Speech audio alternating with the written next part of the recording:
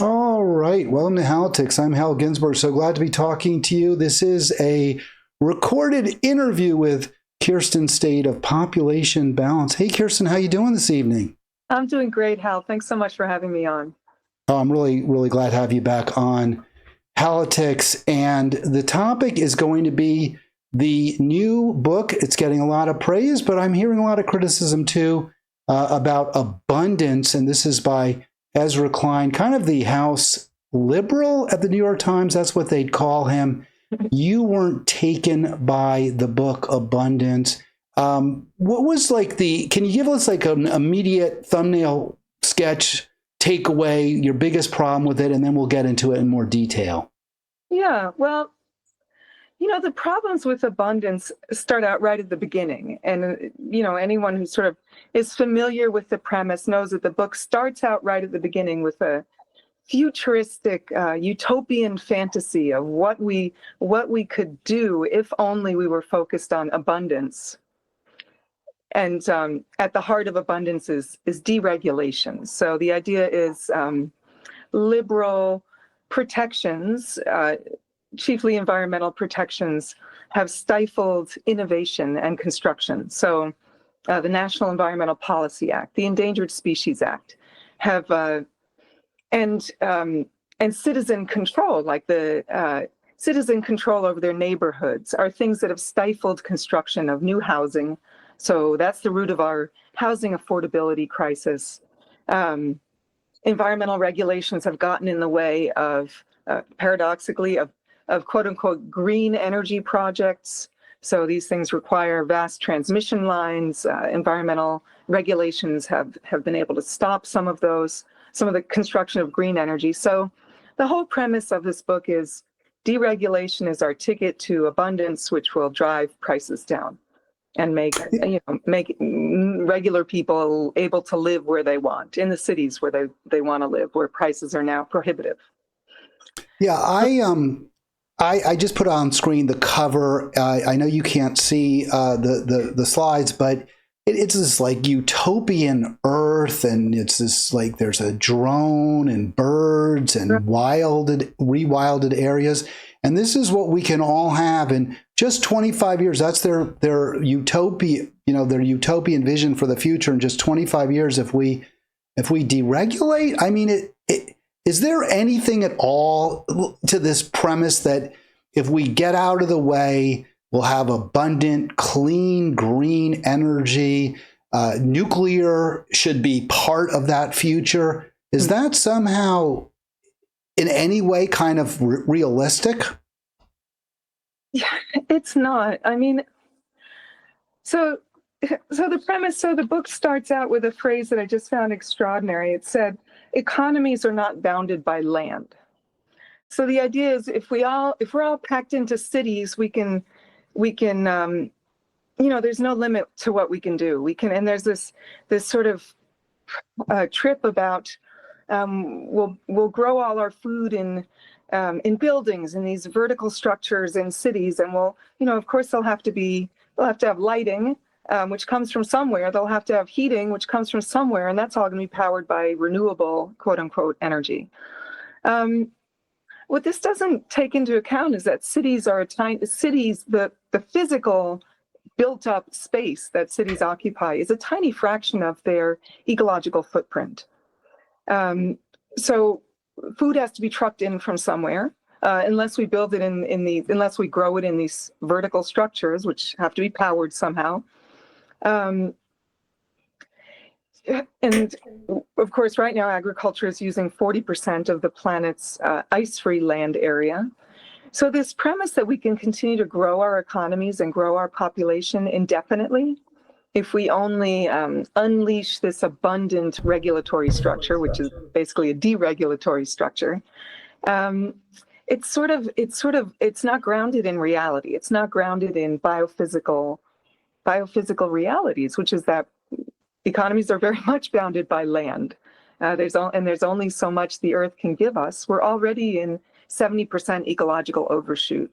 So folks may have heard that by July or June or some point in the year, we've already used the amount of resources, and I hate that word because it focuses on planetary gifts as strictly as things that we can use. And of course, they have their own function. Ecosystems are valuable in themselves. Yeah, I mean, everything you're saying is right. I just want to jump in real quick. You're watching Halitics. We've got Kirsten Stade. She's the lead writer, or I don't know if you're the or a lead writer, certainly at populationbalance.org. And there's just so much to go into with this book. And I know you had a lot of, comments and criticism, but you were talking about nutrition. And one thing that really struck me is exactly what you were talking about, the growing in these sort of vertical greenhouses. Water's going to come from these desal plants, and then we'll be able to have, the Colorado River will be back to what its normal volume because we won't be sucking all the water out. As I understand it, desal's incredibly energy intensive, and you also have this brine. You have this toxic brine, which even if you could somehow say, well, we're going to have all this solar power and wind power that we can use to push the salt water through the membranes, you've got toxic brine, and we don't know what to do with it. Right. Well, what do we do with it? More often than not, toxic things get tossed in poor neighborhoods, right? So, or who knows, maybe it would get tossed in Nevada where they want to put nuclear waste, right? And that sort of ties into the other basic problem with abundance, is that it's really talking about concentrating power in the private sector and taking it away from local communities. So there's this fundamental premise, the YIMBY movement, which you may have heard of, is yes in my backyard. So it's all about, it's a response to the NIMBY movement, which came about in the 70s in response to the siting of nuclear power plants, the siting of toxic factories, slaughterhouses in poor neighborhoods. And so poor neighborhoods came together and said, not in my backyard. So now it's become a bad word for affluent neighborhoods keeping out dense housing, right? And this counterpoint to it is the YIMBY movement, which has come up to say, let's just build, and increasing supply will decrease costs. So to do that, what you have to do is you sort of disempower local communities, and you concentrate it in large entities, governments, corporations. Which is problematic. There are problems with the NIMBY movement when it is, sort of associated with affluent neighborhoods, keeping out, racial diversity, for example. More often than not, though, it is still, for example, if people love to live in neighborhoods of single-family housing. They just love it. There's greenery, there's gardens. And we want to preserve that, like everybody wants that. And the fact is, no one wants to live in a high rise in the middle of a residential neighborhood. And where we've seen this in cities like LA or Minneapolis, where they have decreased zoning laws, which are the laws that keep high rises out of a residential neighborhood, we've seen that decrease in zoning, or the elimination of zoning laws, has actually resulted in a minuscule construction of new housing. So it's not just a supply problem. What's really happened with the housing affordability crisis is that we've got this concentration of in places like New York. You've got a large percentage of condos and new construction being bought up by private equity firms. A large portion of the condos that have been bought up are entities that have foreign addresses, or that use an LLC to buy the property, not by people just seeking someplace to live. So we've got this corporate consolidation resulting in higher prices, and Klein and Thompson don't address that. Yeah, I mean, I think there's just so much wrong. I sort of it was kind of like almost a perpetual motion machine that somehow we can have all this growth. And, I got scolded online because I said that their basic concept is we just need to build more stuff. And if we just did that, everyone would be fine. Whereas I would say the response is we actually need a lot less stuff. But what we do have, we need to distribute much more fairly. Yes. And they're sort of poo-pooing, like a central premise is the liberal response to affordability has been to subsidize. So like we give poor people money so that they can afford housing, or we do redistribution, progressive taxation. They're saying, no, what we just need is more supply. Supply side liberalism, a liberalism that builds. So, the fundamental idea that I already spoke about is its ecological blindness, right? We're not, we're already in 70% ecological overshoot. We build more, we only go further into overshoot. So, fundamentally, we need to be looking at contracting our economies. We need to be looking at contracting our population. We need to look at a strong social safety net to allow people to afford housing. So what if we had universal health care, which Klein and Thompson never talk about? They do talk about, the United States has terrible healthcare outcomes per dollar spent, right, in comparison to countries that do have socialized medicine. But they never talk about socialized medicine as an answer to that. And they never address the fact that a lot of the increases in healthcare costs have been due to the consolidation, the monopolies that now operate in the pharmaceutical industry, which drives up prices. The monopolies among hospitals, which drives up prices. So they're not talking about these powerful forces of corporate consolidation and corporate power that have driven much of the affordability crisis. We don't hear anything about that in Klein and Thompson's work. It's all about deregulation, removing these obstacles that they see to growth, which are in large part environmental regulations. I think they also betray a profound either misunderstanding, ignorance, or willful misreading of history in their discussion of the New Deal. They say, well, the government can do good things. That's sort of their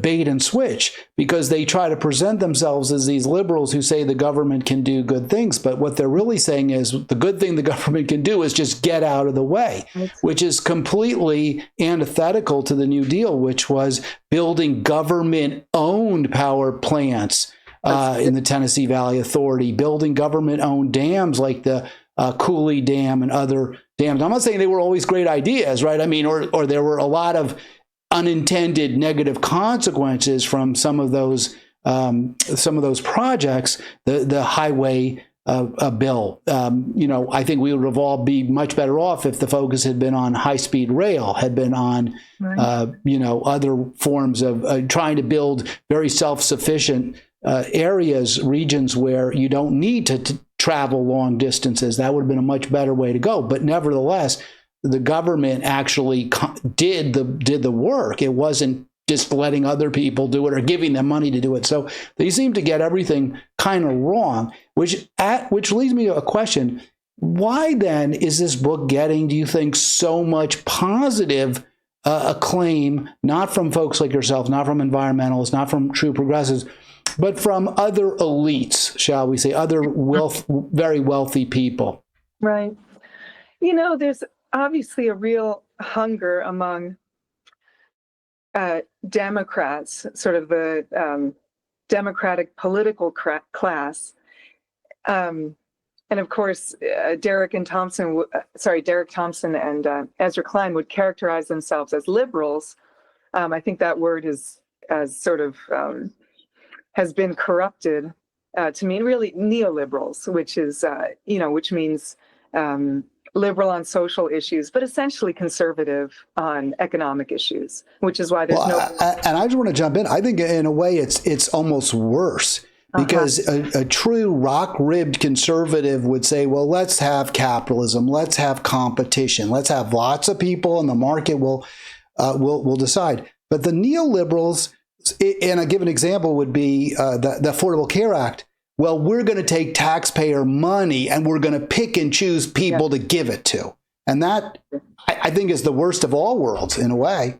Absolutely. And Ezra Klein opposed socialized medicine, universal health care, which would be, genuinely government run, and supported the Affordable Care Act, which was, of course, was written by the Heritage Foundation, right? And by, with large input from the insurance industry. So it's a backwards liberalism for sure. But yeah, to go back to your original question, why is this thinking so popular? Well, you can supposedly you can drive down prices, which is the goal, through the traditional tools of mainstream economics, right? You don't need redistribution. You don't need to tax the wealthy. You don't need to, socialize medicine. You can just use the traditional tools of the market to increase supply, and that'll make everything cheaper, despite all evidence to the contrary. What's really interesting is that in DC, for example, we've seen that over the last couple of decades, we've had housing. We've had a 30% increase in the number of housing units. Over that same period of time, the cost of housing has gone up by a half, so by 50%. So it doesn't work. It doesn't work. When you have the housing industry, the construction industry consolidating, they have as much control as they want over pricing, over the number of units. And what a lot of these construction monopolies will do is they'll control the number of units. They'll stop building because then each unit can be more expensive.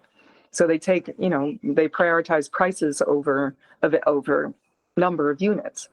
And you'll see this again and again in a deregulatory environment, right? There's nothing in there to stop the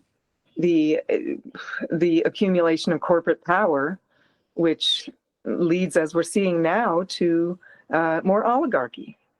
And basically, it is interesting. So Democrats, so-called liberals, are of course demoralized after seeing the utter failure of democratic politics.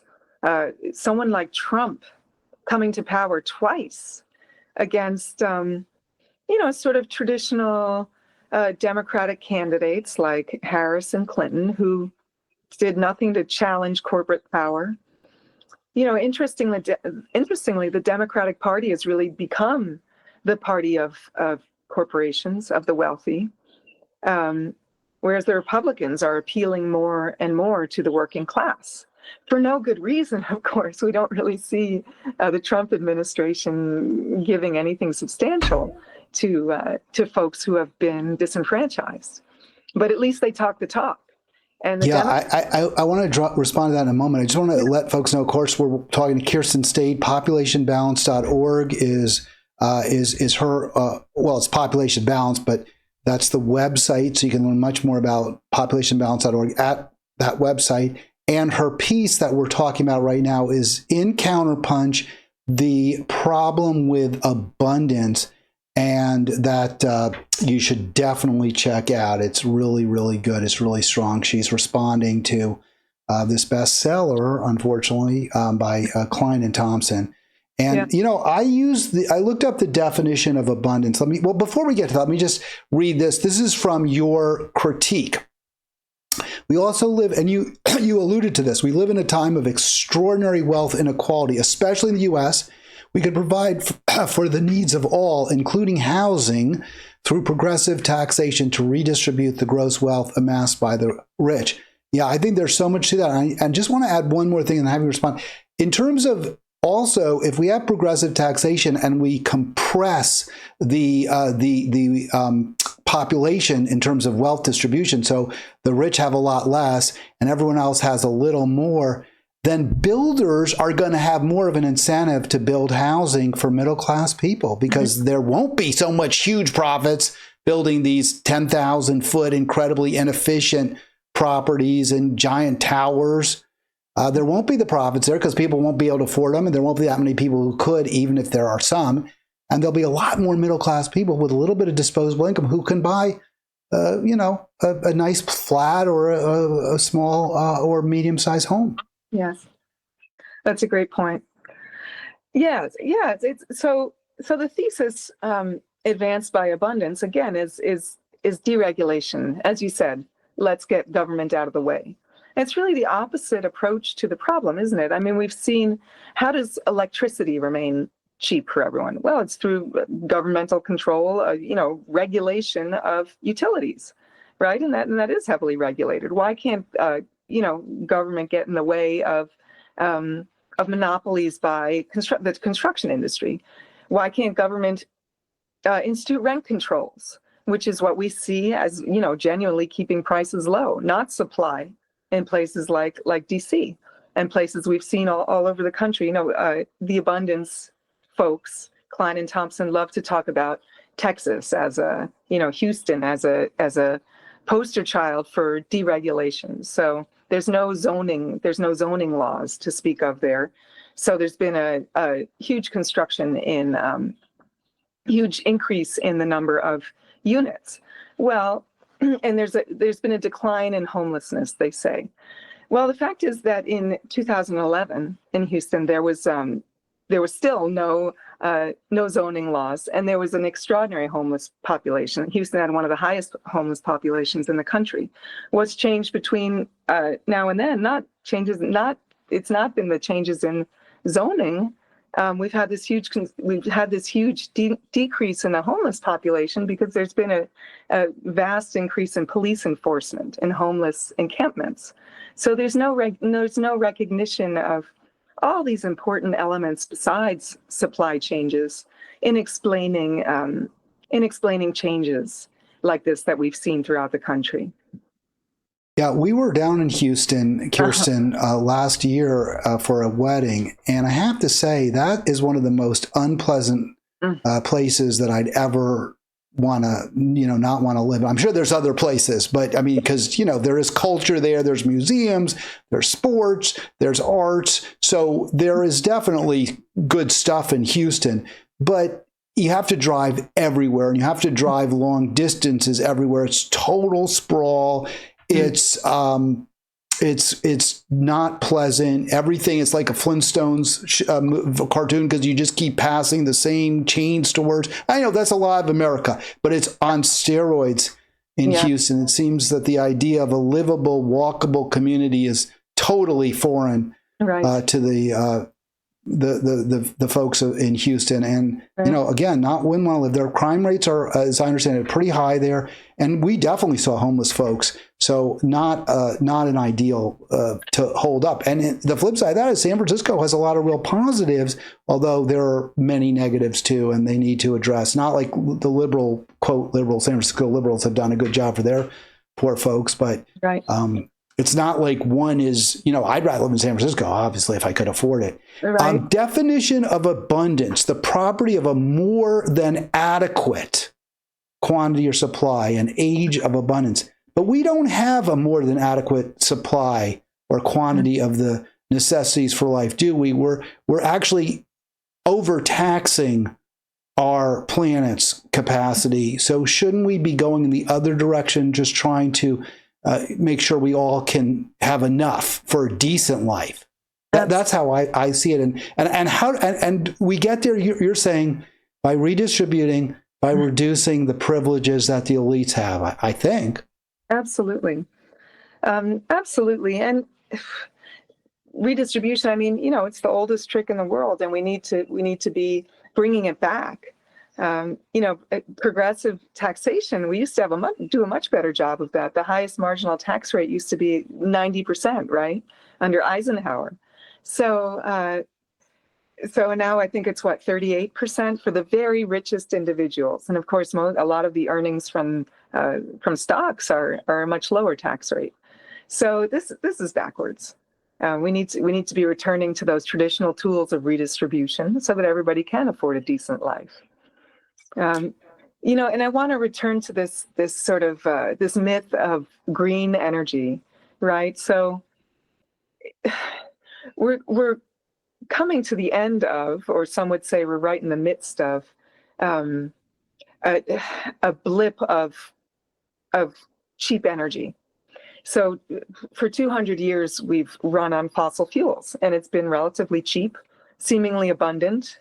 Coal and oil, we can still get them. Of course, it's getting more and more expensive to get them. The energy return on energy invested from mining this stuff, from extracting this stuff, from processing it, are all getting more and more expensive. And of course, without the government role, one place where government does play a large role is in subsidizing this stuff. So if the environmental externalities of fossil fuel production were internalized in the cost, no one would be able to afford it, of course, right? So, but the interesting thing about abundant energy, which of course is central to Klein and Thompson's vision, is that we've never had a replacement of energy, one energy system to the next. For example, when coal replaced wood, it didn't actually replace wood, it just added to it. And now we've got, everyone says solar power is getting cheaper and cheaper. It's replacing our fossil fuel consumption. Well, no, it isn't. Actually, it's just added on. It's because as our economies and our population grows, we need more of all this stuff. So our population growth over the past couple decades has almost completely wiped out the gains in the decoupling, as it's called, of carbon emissions from our energy production. Well, I've also read that we might be able to at least reach a peak in terms of fossil fuel consumption if we weren't using so much energy to power our electronics. And right. The crypto mining is a huge problem, these enormous data centers. But their utopia has drones flying all over the place. You're wired to everything. So they're not thinking about scaling back that incredibly energy intensive technology. So again, not really solving our problem. I was thinking about something you said, I just in terms of replacement. I think we sort of replaced whale oil, maybe, with petroleum. But the whales were already being hunted down. It was a horrible thing that we were doing. We were hunting them even in the 19th century to close to extinction, or reducing their numbers. But it just was too expensive. I think oil was cheap, right? I mean, you just dug a hole in the ground and out it came, and it was a lot of calories in every barrel. Right. So the lesson there is, are we going to only constrain ourselves, limit our population and the growth of our economies when we reach disaster, like the utter wiping out of the whale population? And Klein and Thompson are saying, no, we can transition to green energy, and we won't have to we don't have to reach climate catastrophe and the utter destruction of ecosystems by what mining for fossil fuels does. The problem there, so as you said, right in the first opening paragraphs of Abundance, they're talking about AI-fueled systems that have made everything better for everyone, right? And the drones, and everybody's driving an electric vehicle that purrs silently through the streets of our utopian cities, right? So what they don't tell you is how do you get this clean energy, right? Well, the fact is that the transmission lines required for solar and wind transmission are many times greater than what's required for fossil fuels. The land footprint of green energy infrastructure, windmills, solar panels, is vastly greater than what it is for fossil fuels. So people will say, well, the climate change is the overarching problem. We've got to address that. True enough, but the biodiversity crisis, it doesn't get the airtime, the print time that climate change does, but it's a crisis. Where are we going to be without pollinators? The decline of insects alone has been so precipitous. We're going to be in big trouble without those guys, giving us food. So And it's interesting, the collapsing of all environmental concerns into climate change has been very useful to the economic status quo, because it's the one problem that you can, at least in theory, address with clean answers. And of course, the solar power industry likes that we can solve climate change with solar energy. We can keep the engine of economic growth going just by this mythical energy transition. Not so much biodiversity, right? How do you continue to build highways and grow food if you're actually worried about the collapse of biodiversity, the million species that are right now on the brink of extinction because of our economic systems and our population growth. So, but to bring it back to the myth of clean energy. So again, as we have supposedly increased the proportion of our energy that comes from solar and wind, over that same time period, past decades, the use of coal has gone up 80%. So there's no real replacement there, except for whale oil. Thank you. But so second of all, where is that? So how do you get green energy? How do you get solar and wind? Well, solar panels require and batteries to make those electric vehicles require trace minerals. Where are we getting those trace minerals? Well, we're getting lithium from desert areas, like in Peru, like in indigenous lands in the U.S. We're getting cobalt from the Democratic Republic of the Congo, where it's mined using child labor.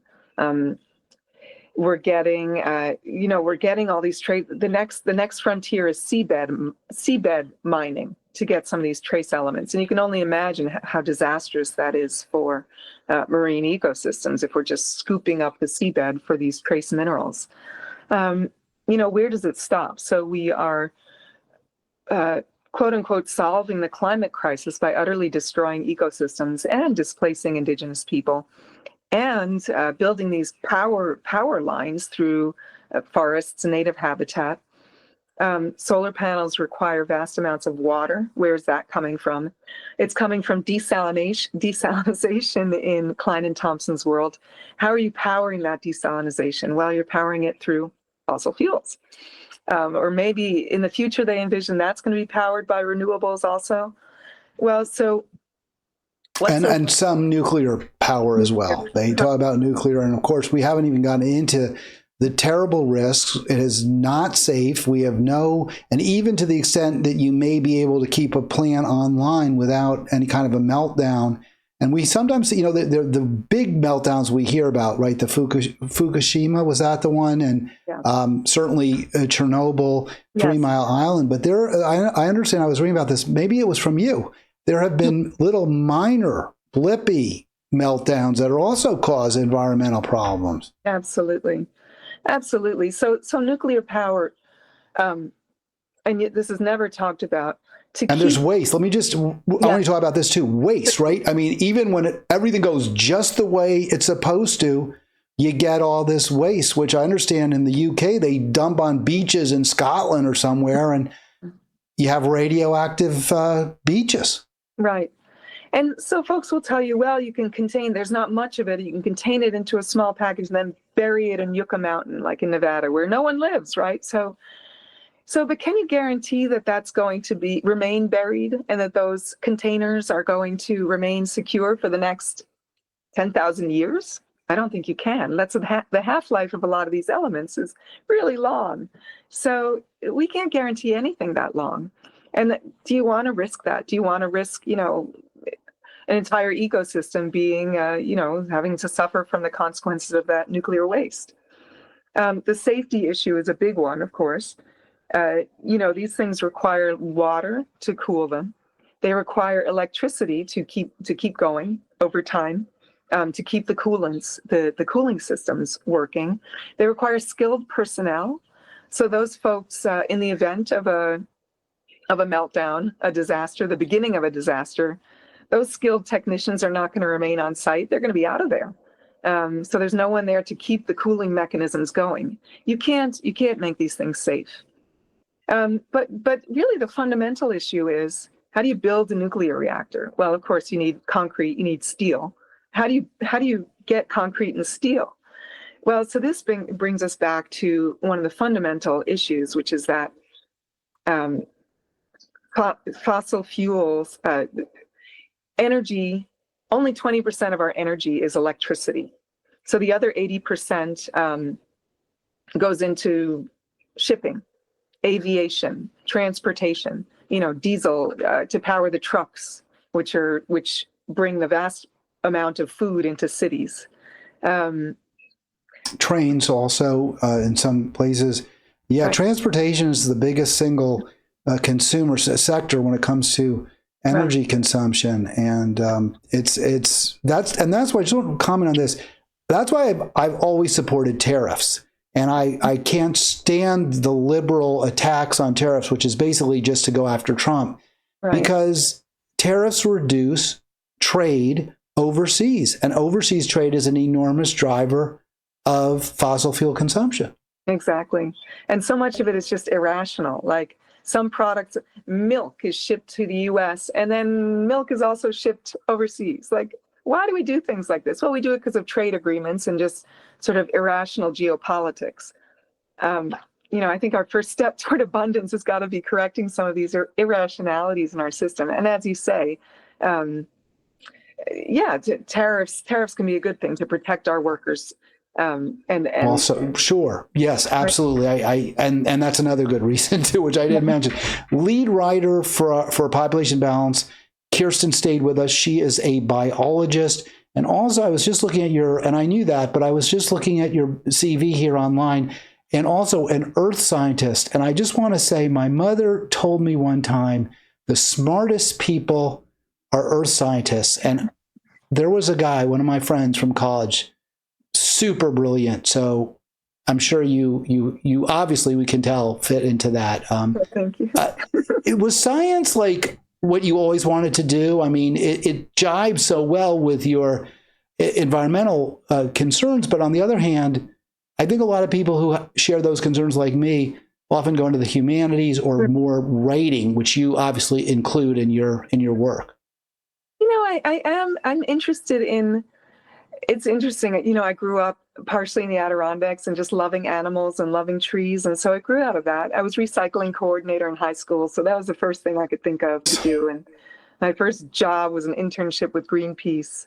So I was interested in the ecological science just because ecosystems are so fascinating, and just, it's so cool, like to study a stream and how all the little, the microbes and just the ecosystem, just how things work together, in ecology, and we're disrupting so much of that with our systems, with our anthropocentric economies and our growth oriented economies that don't take any of those ecosystem functionings into account.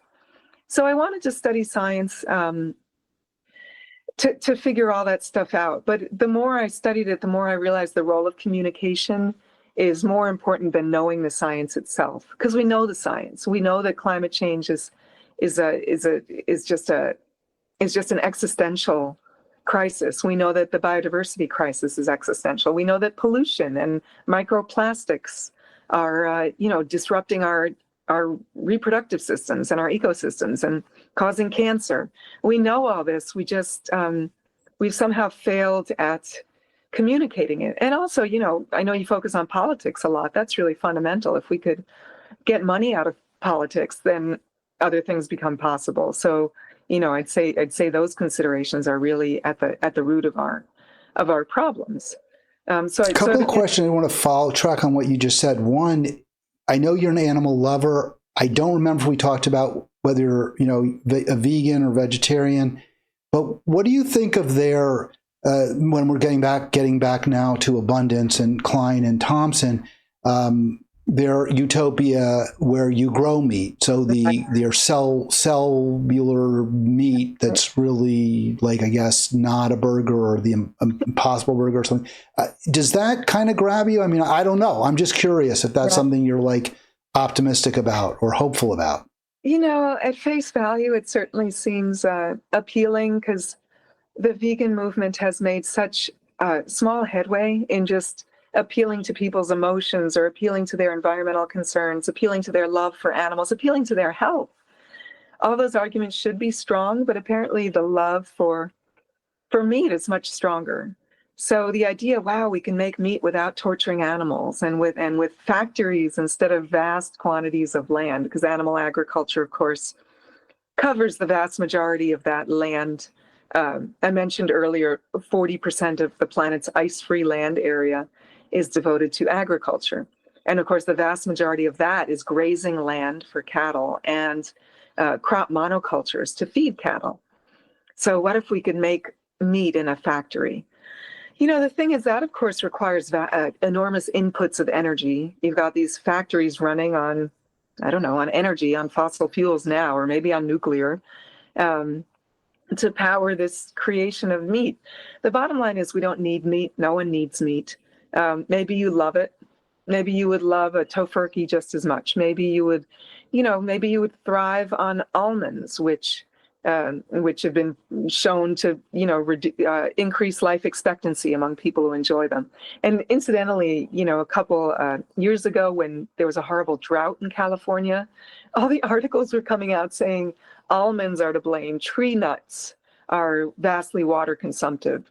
Well, that may be true, but everything pales in comparison to livestock, to the vast amounts of water that go to feed to alfalfa, corn, grains to feed livestock. I used to live in New Mexico, and this was just so horrifying, but alfalfa rather than green chilies. So New Mexicans are very proud of their green chilies for good reason, but alfalfa became a bigger export crop than green chilies in New Mexico. And I don't know if it was just alfalfa, but I think livestock feed in general used 70% of the water in New Mexico. So it's not almonds. It's really not.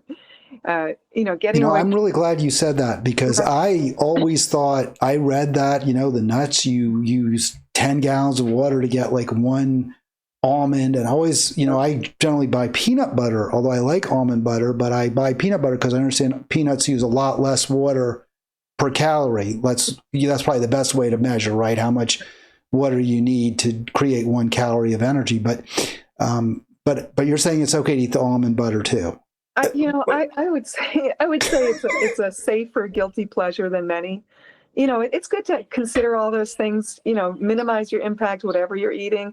I'd say if you're following a vegan diet, you can. That's the best thing, right? Reward yourself for being with a bit of almond butter every now and then. Yeah, I think you can feel okay about that. All right. So the other thing I was thinking about when we talked about the energy, the consumption. Now, of course, it slips on. We talked about the animal, that it's vegetable animals almost is what they're talking about. Right. This is where I wanted to go now, and that's so bad for a video to like be flailing around. I should have had it written down. But when you talk and when I talk, honestly, it's kind of depressing, right? I mean, when you're talking about like how bad things, the ecocide, which we have, we're in the anthropogenic age. It's very depressing. Yeah. And when you read something like what Thompson and Klein put out there, we can all have everything we want and more. Right. One can sort of understand the appeal. And I don't know if there's a way beyond that. And if it's just, I think a lot of it, honestly, is just the elites are pushing this book. I really do. And I think they're telling you this is the way out. But the real way out is we have to all work together. We're all in the same boat. We got to figure out a way to live on less. Right. Collectively, while making sure those with less now have enough. Yeah. Yeah, it's all about getting to a lifestyle and a population that's in balance with life on Earth by design, not disaster, right? So, we've got famine reducing populations in some places. We've got war reducing the population. I don't think any of us would say that that's a desirable path. I mean, the good news is that in every place in the world where women have have achieved some level of economic independence, empowerment, education, and access to contraceptives, and where the forces of patriarchy are in check for those reasons, because women have been empowered, birth rates go down. And of course, this is a source of consternation among the liberal class, in addition to the Elon Musks of the world, who's very public about his one-man efforts to address the population problem by spawning babies all over. This is great news that people are choosing small families. It's great news because most babies survive to adulthood. Great news because women are empowered, women are in the workforce, women are doing what they want, and people have access to choice. People can choose the size of the families they want, and almost universally, they're choosing small families. So that's the great news. That's what sets us up for shrinking towards abundance, is our motto at Population Balance. So, we were talking about abundance long before Klein and Thompson were. And what is our vision of abundance? Our vision is abundance is not just about consumption. And of course, I get it. They're talking about real issues like housing affordability. That affects people in concrete ways. And as we're talking about, there are concrete ways to address that are not just supply side solutions. You address that through effective government intervention, wealth redistribution, rent controls, those kinds of things. But what is real abundance? As you mentioned, we have the elites consuming far out of proportion to anyone's needs. No one needs to consume that much. The middle class doesn't need that much. The working class doesn't. We all need our basic needs met. Redistribution allows us to all have our basic needs met. Constraining the excesses of the wealthy through redistribution means that there's more for everybody else. But the problem is that it's always framed as a problem of population versus consumption. That dichotomy breaks down when we've got 5 billion people projected to join the middle class by 2030.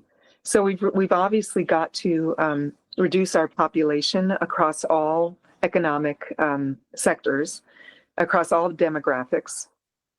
And we've got to be content with less consumption. So we've got a time when the technosphere, which is the mass of human constructed stuff. So it's infrastructure, it's roads, it's bridges, it's gadgets, it's the laptops that we're talking to each other on right now. It's the cables that hooked us up. That mass weighs more than the entire biosphere. So I don't think building more stuff is the answer at this time. What's the answer? Well, how do you and I find abundance? I find it in connecting with my friends. Playing music with my friends, talking to you, talking to a friend, spending time with my dogs, going for a walk in nature with my dogs, eating an abundant meal of foods that are low on the food chain, rice and beans and even a little bit of almond butter. These are the sources of abundance. Time with family and friends, time in nature. These are the things that nourish our souls. So how do we get that? Well, we can't get it if we've destroyed all our ecosystems, if we've polluted all our waterways. We can't get it if we've destroyed low-income communities with nuclear waste, nuclear waste dumps, or Superfund cleanup sites, or fossil fuel power plants, or mines for lithium, or mines for cobalt to build solar panels. These are not the answers to abundance. The answers are finding a way around. Here's what you wrote. I'll throw your words right back at you. I think our future well-being demands a new ethic of balance, which is, I think, exactly what you're talking about, rather than unregulated, unlimited growth. It needs a strong social safety net, labor and environmental protections, universal access to contraception and abortion care, so we can stabilize and shrink our footprint and our numbers toward true abundance, where humans, wildlife, and natural systems can thrive. I so love that, because I think we can't be, I don't know about other people, but for me, one of the many things that keeps me up at night and keeps me from going back to sleep in the morning is thinking of all the people who are suffering. And it does. I mean, I'm not like trying to pat myself on the back or say I'm some sort of caring, empathetic person. There's so many things I've done to people that I regret. Mm-hmm. But knowing that there's just need and want, walking around my neighborhood and knowing there are people in the Middle East who can't walk outside their tent without getting blown up, getting droned or blown up, that sucks a lot of joy out of my life. And I think for many, many others as well. Absolutely. Absolutely. You know, so if we think about abundance, like what's really getting in the way of that? You know, it's the destruction of our natural ecosystems. It's geopolitical conflict. What is at the root of a lot of that conflict? Well, it's resource conflicts. Again, it's overuse of our natural gifts. Where's the Middle East going to get water? Well, desalinization. Well, how are you going to desalinize your ocean water? It has to be transported somewhere. You're going to need steel pipes to get your ocean water into inland areas. How do you build that steel? So, you know, there's no way out of the fact that we need to shrink. And that's not a popular position, of course. You know, no politician who says we need to contract is going to go very far. So it's a slow process of education, of getting people used to the reality. But, you know, I will say this, which is something that's very encouraging, is that when we write our articles about pronatalism and overpopulation,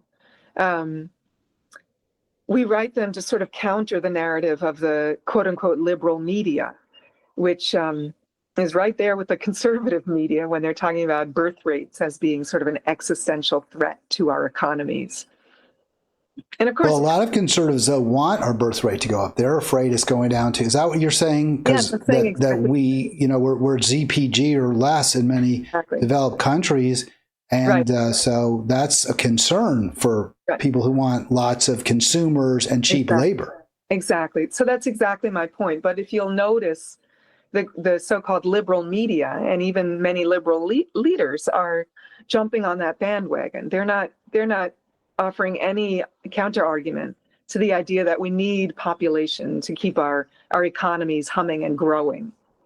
And they scare people too. Who's going to pay your Social Security when you're, you know, if we don't have more workers, rather than, hey, we're going to have to, the fat cats are going to have to tighten their belts and, you know, reduce. Yeah. But they're not going to say that because either they are or they're paid by those self-same. And, you know, sorry if I don't mean to be politically incorrect using the term fat cat, but I think people understand what I mean by that. Before we go, we've been doing this for over an hour. It's great talking to you. I enjoy the conversation. I appreciate your kind words. Before, Kirsten, what about, because you talked a lot about women having more control over their bodies and specifically whether they have children.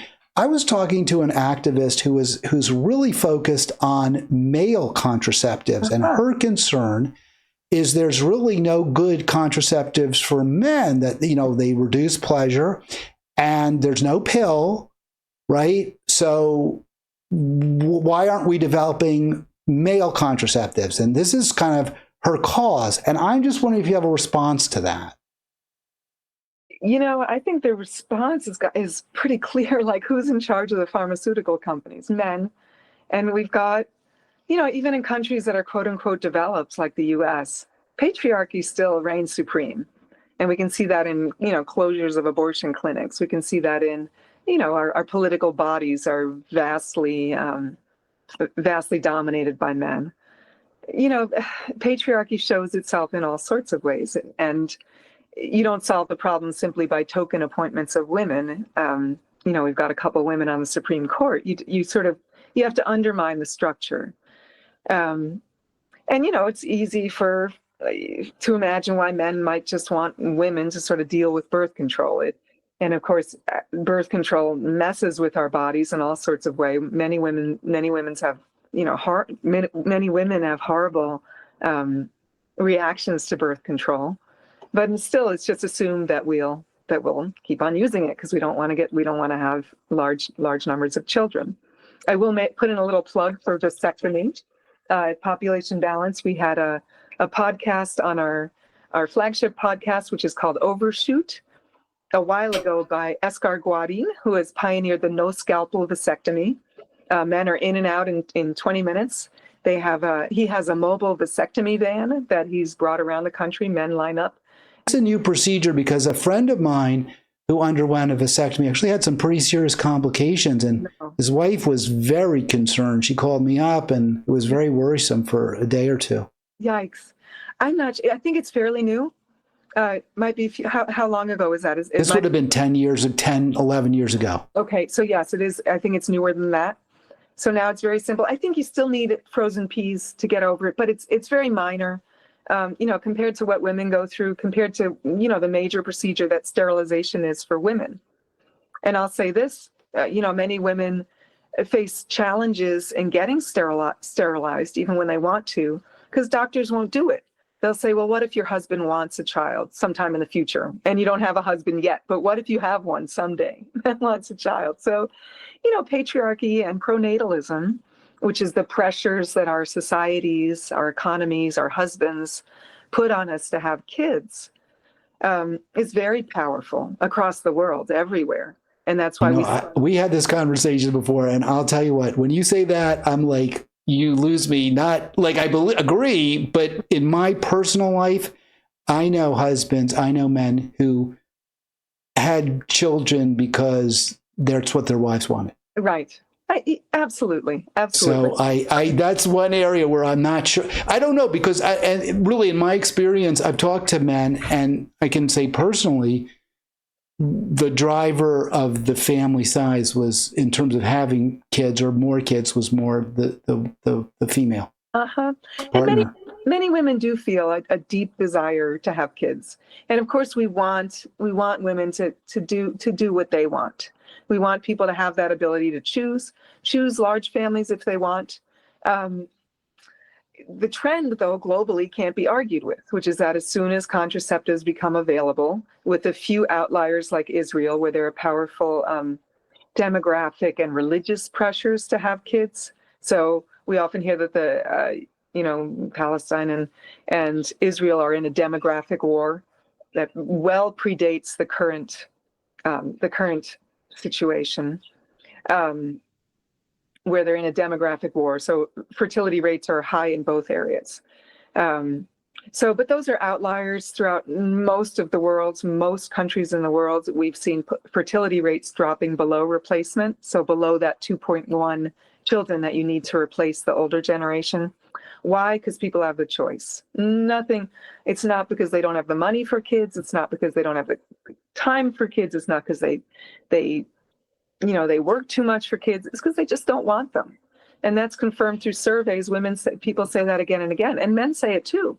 Why do you only have one kid? We just didn't want more. Why are you child free? We just didn't want kids. And they have the power to choose. So we see that again and again. And that's good news, because we don't have to do a thing to shrink our population to a more sustainable level, except let people choose. Yeah, I so agree with you there. I really do. I think that the best thing you can do for the planet really is not have kids, or just have fewer kids. Just have one. Don't have two. Just have two. Don't have any more. And just to be what I was thinking, really, you do have these big families, and you certainly have like these ultra Orthodox, Jewish families that just have like 8-10 kids, or other religious groups, or they just are, and it is crazy. And I think that is definitely driven by the patriarchy, from my understanding.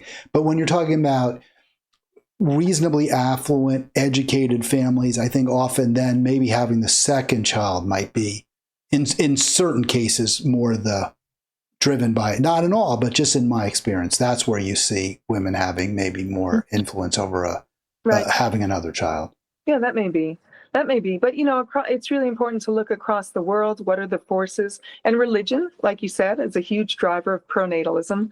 Why? Well, we're going to grow our congregation through our insiders, our people who are already converts, having more kids, leaving alone the fact that, kids tend to rebel against their parents. And we've had people on our podcast. We have two podcasts. One is called Overshoot, and one is called Beyond Pronatalism.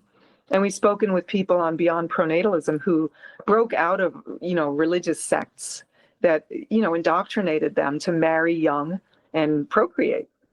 And as soon as they had the chance to get out of that, they did choose to. So, but religious pronatalism remains a powerful force across the world. And of course, you read stories of women who have to use contraception covertly, or else their husbands beat them.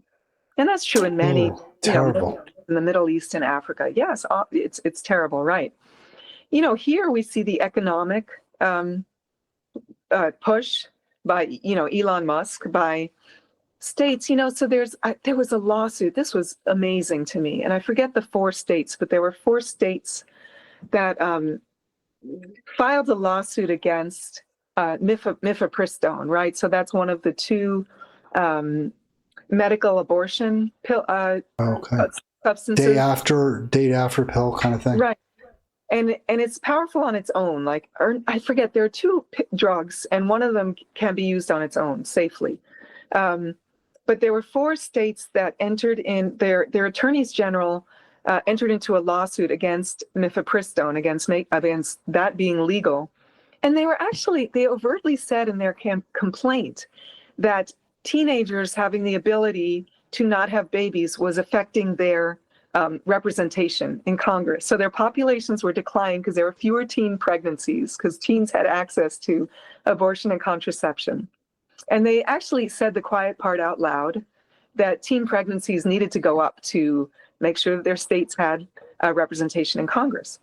So that's really just pulling the blinder. It seems like an odd rationale, but perhaps true. And I definitely agree with what you were saying about, I've seen that too, where the clergy wants more people in the pews. Right, absolutely. And what does it come down to when Elon Musk talks about this? Well, he wants cheap labor for his factories, just like you said. What do politicians want? They want taxes. They want bodies to throw into the military. Cheap bodies, soldiers. They're expendable as long as we have a lot of them. As long as we have young men. In places like the Middle East, the population explosion over the last 50 years has resulted in large numbers of young men with few economic prospects that are very easy to recruit into extremism, because what else are they going to do? So, looking at this fundamental problem of population without the resources, the infrastructure, the food, without anything to sustain them is the root of a lot of problems. And of course, again, it's redistribution. There's enough food for everybody if we weren't throwing away 40% of our food in the United States. But of course, having that abundance that allows us to throw away so much comes at great ecological cost. Again, the obliteration of ecosystems to grow monocultures for cows. I've heard it said, and I know you've said this, we're stealing from our children, we're stealing from our grandchildren, we're taking away their birthright to a clean, safe, renewable, sustainable world. Kirsten, any final words? We've definitely gone over the hour, and actually my wife here is coming into the room. She wants me to go take a walk with her, which I want to do. So final comments, and then we'll hopefully do this again soon. Great. I just want folks to remember the fundamental sources of abundance, and we don't get that in this new book. We get that from returning to our hearts, returning to our native ecosystems, to our neighborhoods, to our communities, and deriving the real sustenance to our beings that comes from being in community, helping our neighbors, being with our friends, being with our families, and being with nature in a substantial way, not from consuming, from endlessly consuming what's not there for us anymore. Thanks so much. Kirsten Stade with us on Halitics. Please click like, please click subscribe, and I will see you again soon. Great. Thanks, Hal.